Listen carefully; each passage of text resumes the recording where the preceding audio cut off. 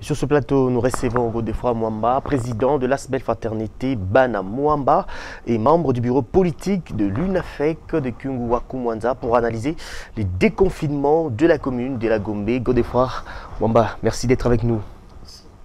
Alors, vous le savez, la commune de la Gombe est de nouveau ouverte à tous, mais le grand marché reste fermé. Quelle perception faites-vous de cette mesure? D'abord, il faut faire remarquer que mais après le déconfinement, nous constatons que le nombre de malades est toujours en hausse. Les nouveaux cas continuent à augmenter.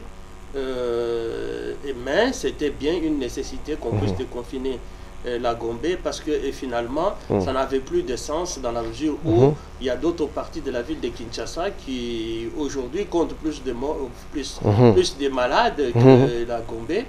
C'est vrai que Limité est devenu aujourd'hui peut-être aussi l'épicentre comme Kankokolo, mais on ne peut pas déconfiner Limité parce que si vous déconfinez Limité, en fait vous avez confiné une bonne partie de la ville de Kinshasa. Je pense qu'ils ont réfléchi correctement. Pourquoi confiner Gombe et ne pas confiner les autres communes? Non, le problème c'est qu'aujourd'hui on peut remarquer que le confinement a ralenti peut-être la contamination, mais le confinement ne peut plus être éternel parce qu'il y a des questions économiques, des questions économiques auxquelles nous devons faire face. Et puis il y a le fait que ce déconfinement n'a plus de sens parce qu'ailleurs il y a plus de malades qu'à la Gombe.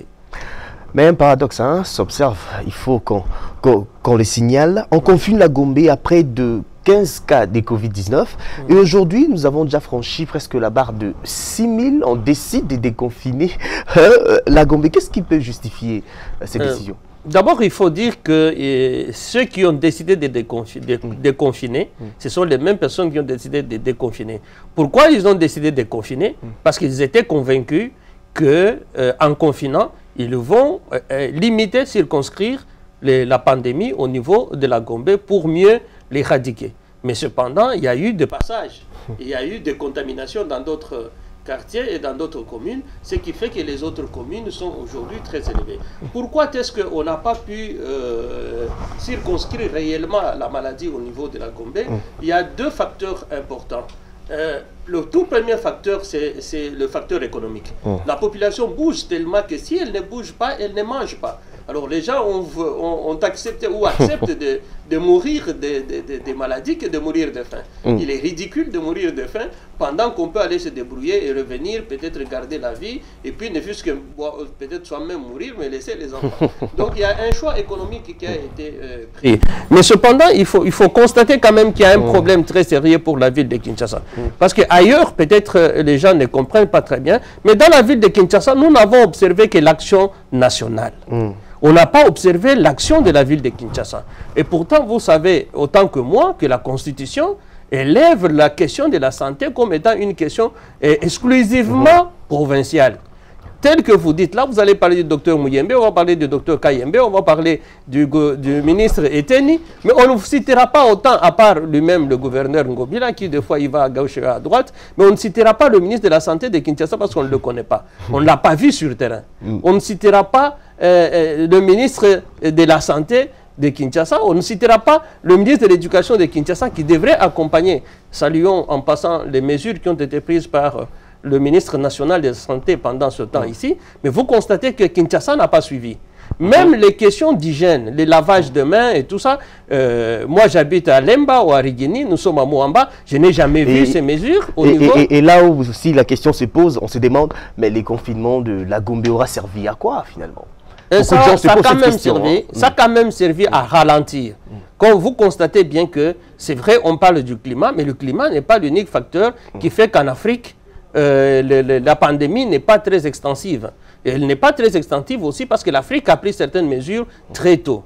Donc, ça a pris quand même une dimension, ça a permis à ce qu'il puisse y avoir un peu de contenu par rapport à la pandémie. Une autre observation, à Kinshasa, nous avons remarqué que la plupart des Kinois ne respectent presque pas les mesures barrières. Qu'est-ce qu'il faut pour amener les Kinois à croire finalement à cette maladie? Non, il faut dire que c'est d'abord un problème de communication. La communication, elle n'a pas été bien faite. Vous allez entendre partout, là où moi j'ai discuté avec les Kinois, là où je les sensibilise, ils vous disent non, nous on n'a jamais vu un mort qui est survenu à cause de la pandémie. D'autres vous disent non, nous quand on voit en Europe, on voit les images avec des gens en train d'avoir des difficultés respiratoires qui sont sous bonbonne, mais ici chez nous, qu'est-ce qu'on constate? On constate même que les malades réclament au chef de l'État 3 repas par jour. Donc c'était une mauvaise stratégie de communication qui a été prise à partir de l'équipe de riposte. J'ai entendu une fois le docteur Mouyembe dire qu'il a pris maintenant un conseiller en communication. C'est une très bonne chose. Je pense qu'il va repenser la communication. Godefroid Mwamba, un mot pour terminer. Tout ce que je peux dire, c'est de rappeler à notre population que la pandémie est là et que les gens continuent à mourir.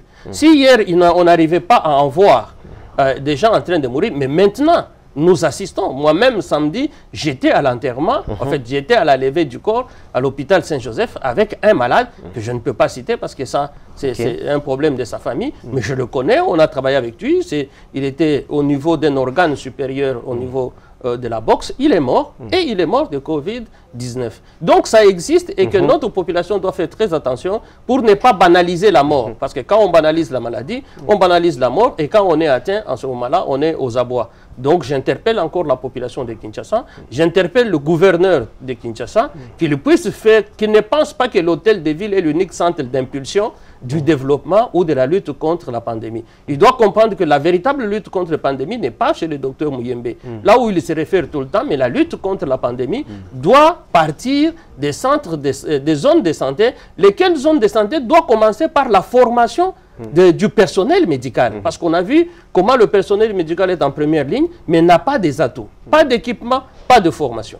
Et là, en ce moment, comment voulez-vous que nous puissions vaincre la pandémie? Godefroid Mwamba, nous vous remercions d'avoir répondu à notre invitation. C'est moi qui vous remercie. Bonne fête d'indépendance pour tous les Congolais.